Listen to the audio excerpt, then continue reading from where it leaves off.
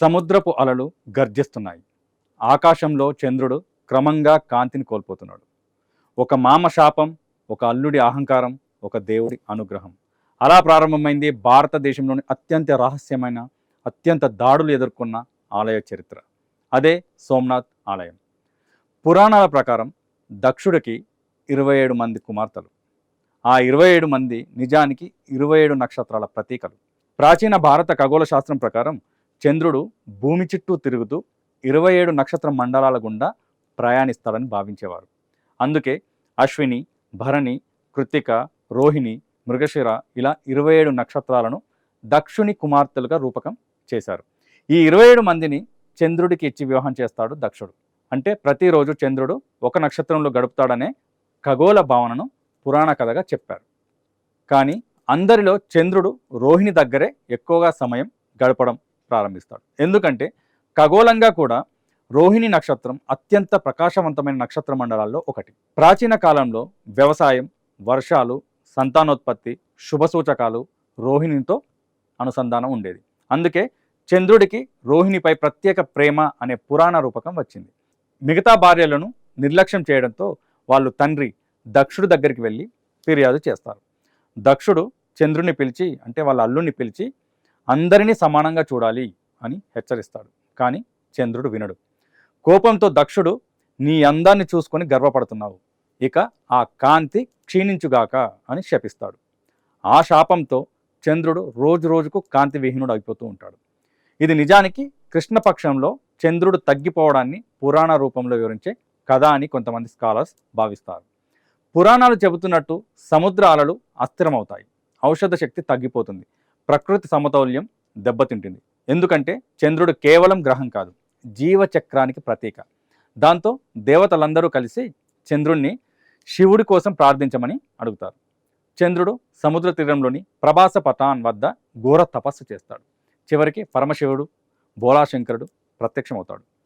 దక్షుడి శాపాన్ని పూర్తిగా తొలగించలేను, కానీ నీవు ఒక పక్షంలో క్షీణించి మరో పక్షంలో మళ్ళీ ప్రకాశిస్తావు అని వరమిస్తాడు. అందుకే అమావాస్య వరకు చంద్రుడు తగ్గి పౌర్ణమి వరకు మళ్ళీ పెరుగుతాడని పురాణ విశ్వాసం. శివుడు తనను రక్షించినందుకు కృతజ్ఞతగా సోముడు అక్కడ శివాలయాన్ని నిర్మిస్తాడు. అందుకే ఆ ఆలయం పేరు సోమనాథ్ ఆలయం, అంటే సోముని నాథుడు. ఇది 12 జ్యోతిర్లింగాలలో మొదటిదిగా భావిస్తారు. కానీ సోమనాథ్ కేవలం పురాణం కాదు, అది చరిత్రలో శక్తి, సంపద, యుద్ధం, విధ్వంసం, పునర్జన్మలకు ప్రతీక. కాలక్రమేణా గుర్జరులు, సోలంకీలు, రాజపుత్ర రాజులు ఈ ఆలయాన్ని విస్తరించారు. సోమనాథ్ ఆలయం అరేబియా సముద్ర తీరంలో కీలక వాణిజ్య కేంద్రం. ఇది అపారమైన బంగారం, వజ్రాలు, రత్నాలకు నిలయం. ఇక్కడ ఒక కీలక విషయం ఉంది. ఆ కాలంలో దేవాలయం అంటే కేవలం భక్తి స్థలం కాదు, అది రాజ్య ఖజానా, రాజకీయ ప్రతిష్ట, సామ్రాజ్య గుర్తింపు, ప్రజల విశ్వాసానికి కేంద్రం. యుద్ధంలో గెలిచిన రాజులు భారీ దేవాలయాలు నిర్మించేవారు. ఎంత పెద్ద గోపురం ఉంటే అంత గొప్ప రాజు. కొన్ని దేవాలయాల్లో రాజుల పేర్లు, వంశ చిహ్నాలు కూడా ఉండేవి. అంటే ఆలయాన్ని ధ్వంసం చేయడము అంటే ఒక రాజ్య గర్వాన్ని నేలమట్టం చేయడం. విగ్రహాన్ని పగలగొట్టడం అంటే నీ దేవుడు కూడా నిన్ను కాపాడలేకపోయాడు అనే మానసిక యుద్ధం. సో 1025 సంవత్సరంలో మహమ్మద్ ఆఫ్ గజ్నీ తన జీవితంలో అత్యంత సాహసోపేతమైన దండయాత్ర మొదలుపెట్టాడు. గజ్నీ నుండి బయలుదేరి ముల్తాన్, సింధు ప్రాంతం దాటి అందరూ ఊహించని మార్గం ఎంచుకున్నాడు. అదే ఎడారి ప్రాంతం. ఎందుకంటే ప్రధాన మార్గాల్లో వస్తే రాజపుత్ర రాజ్యాలు ముందుగానే సిద్ధమై ఉంటాయి. అందుకే గజ్నీ ఆకలి, దాహం, మరణం ఇలాంటి వాటిని ఏటిని పట్టించుకోకుండా సర్ప్రైజ్ అటాక్ ఇవ్వాలని నిర్ణయించుకున్నాడు. చరిత్రకారుల ప్రకారం అది ఆ కాలంలోనే అత్యంత డేరింగ్ మిలిటరీ మార్చెస్.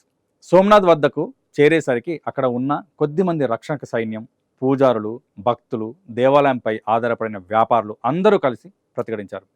కొన్ని పర్షియన్ గ్రంథాల ప్రకారం గోడలపై నుంచి బాణాలు వేశారు, రాళ్ళు విసిరారు, ద్వారాలు మూసేశారు. కానీ గజ్నీ సైన్యం చాలా భయంకరంగా దాడులు చేసింది. చివరికి రక్షణ కోల్పోయింది.